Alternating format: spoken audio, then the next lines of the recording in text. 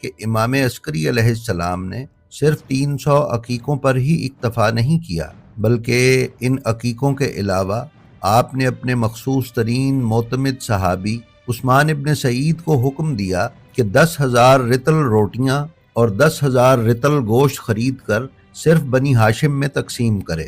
ناظرین، رطل ایک عراقی پیمانہ ہے جو کہ 327 گرام کے برابر ہوتا ہے۔ اس طرح امام حسن عسکری علیہ السلام نے تقریباً 3.25 ٹن گوشت اور 3.25 ٹن روٹیاں صرف بنی ہاشم میں ہی تقسیم کروائیں۔ اسی طرح اپنے ایک صحابی ابراہیم کے پاس 4 دمبے بھیجے اور اسے لکھا، بسم اللہ الرحمن الرحیم، اے ابراہیم، یہ 4 دمبے میرے بیٹے امام مہدی علیہ السلام کے عقیقہ میں ذبح کر کے خود بھی کھا اور قابل اعتماد شیعوں کو بھی کھلا۔ بعض اصحاب کو امام عسکری علیہ السلام نے خط لکھا